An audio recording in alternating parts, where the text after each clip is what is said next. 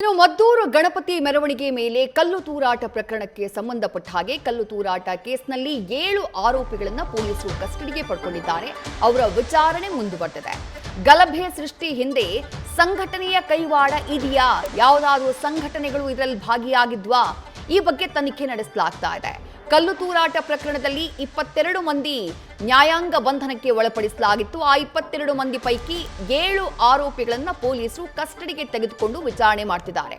ಕೇಸ್ನ king pin ಆಗಿರುವಂತಹ Irfan and ಗ್ಯಾಂಗ್ಗೆ ತನಿಖೆಯ ಬಿಸಿಯನ್ನ ಮುಟ್ಟಿಸುತ್ತಿದ್ದಾರೆ ಪೊಲೀಸರು. ಡೀಟೇಲ್ಸ್ ನಮ್ಮ ಪ್ರತಿನಿಧಿ ನಂದೀಶ್ ನೀಡ್ತಾ ಇದ್ರು. ನಂದೀಶ್, 22 ಜನರಲ್ಲಿ 7 ಜನರನ್ನ ಕಸ್ಟಡಿಗೆ ಪಡ್ಕೊಂಡಿದ್ದಾರೆ. ಅಂದ್ರೆ ಪ್ರಕರಣದಲ್ಲಿ ಇವರ ಪಾತ್ರ ಪ್ರಮುಖವಾಗಿದೆ ಎನ್ನುವಂತಹ ಅನುಮಾನ ಪೊಲೀಸರಿಗೆ ಮೂಡಿದ್ಯಾ? ಯಾವ ರೀತಿ ತನಿಖೆ ಸಾಗ್ತಾ ಇದೆ?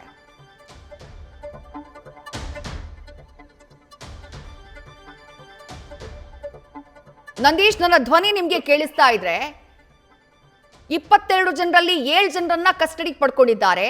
ಆ 7 ಜನರ ತನಿಖೆ ಸದ್ಯ ಯಾವ ರೀತಿಯಾಗಿ ಸಾಗ್ತಾ ಇದೆ? ಇವ್ರ ಮೇಲೆ ಮೂಡ್ತಾ ಇರುವಂತಹ ಬಲವಾದ ಅನುಮಾನ ಏನು ಪೊಲೀಸರಿಗೆ ಅಂತ ಹೇಳಿ ನಂದೀಶ್. ಖಂಡಿತ ವಿದೇಶಿ, ಈ ಒಂದು ಮದ್ದೂರಿನ ಗಣೇಶ ವಿಸರ್ಜನಾ ಮೆರವಣಿಗೆ ಮೇಲೆ ಕಲ್ಲು ತೂರಾಟ ಏನು ನಡೀತು, ಆ ಒಂದು ಪ್ರಕರಣ ಈಗಾಗಲೇ ಎಲ್ಲವೂ ಕೂಡ ಪ್ರೀ ಪ್ಲಾನ್ಡ್ ಆಗಿ ಮಾಡಿರುವಂತದ್ದು ಎಂಬ ನಿಟ್ಟಿನಲ್ಲಿ ಪ್ರಾಥಮಿಕ ತನಿಖೆಯಲ್ಲೇ ಬಹಿರಂಗ ಆಗಿರುವಂತದ್ದು. ಅಲ್ಲದೆ ಈಗಾಗಲೇ ಆ ಒಂದು ಪ್ರಕರಣದ ಕಿಂಗ್ ಪಿನ್ ಇರ್ಫಾನ್ ಎಂಬುದು ಕೂಡ ಪೊಲೀಸ್ ತನಿಖೆಯಲ್ಲಿ ಬಹಿರಂಗ ಆಗಿದೆ. ಆ ನಿಟ್ಟಿನಲ್ಲಿ 29 ಆರೋಪಿಗಳನ್ನ ಗುರುತು ಮಾಡಲಾಗಿದೆ. ಆ ಪೈಕಿ 22 ಮಂದಿಯನ್ನ ಬಂಧನ ಮಾಡಿ ನ್ಯಾಯಾಂಗ ಬಂಧನಕ್ಕೂ ಕೂಡ ಒಪ್ಪಿಸಿದ್ರು. ಆದ್ರೆ ಇದೀಗ ಪ್ರಮುಖವಾಗಿ ಇರ್ಫಾನ್ ಅಂಡ್ ಗ್ಯಾಂಗ್ ಒಟ್ಟು 7 ಮಂದಿಯನ್ನ ಪೊಲೀಸ್ ಕಸ್ಟಡಿಗೆ ತೆಗೆದುಕೊಂಡಿರುವಂತದ್ದು. ಅಂದ್ರೆ ಜೈಲಿನಲ್ಲಿದ್ದಂತವರನ್ನ ತಮ್ಮ ಕಸ್ಟಡಿಗೆ ಪೊಲೀಸರು ತೆಗೆದುಕೊಂಡಿದ್ದಾರೆ. ಆ ನಿಟ್ಟಿನಲ್ಲಿ ವಿವಿಧ ಆಯಾಮಗಳಲ್ಲಿ ಇದೀಗ ತನಿಖೆಯನ್ನ ಮಾಡ್ತಾ ಇದ್ದಾರೆ. ಒಂದು ಕಡೆ ಈಗಾಗಲೇ ಪ್ರೀ ಪ್ಲಾನ್ಡ್ ಮಾಹಿತಿಯನ್ನು ಲಭಿಸಿದೆ. ಆ ನಿಟ್ಟಿನಲ್ಲಿ ಏನಾದ್ರೂ ಇವರ ಹಿಂದೆ ಸಂಘಟನೆಗಳ ಕೈವಾಡ ಇದೆಯಾ, ನಿಷೇಧಿತ ಸಂಘಟನೆ ಏನು PFI ಸಂಘಟನೆ ಇದೆ, ಈ ಒಂದು ಸಂಘಟನೆಗಳ ಕೈವಾಡ ಇದೆಯಾ ಎಂಬ ನಿಟ್ಟಿನಲ್ಲಿ ಒಂದಷ್ಟು ಅನುಮಾನ ಮೂಡ್ತಾ ಇದೆ.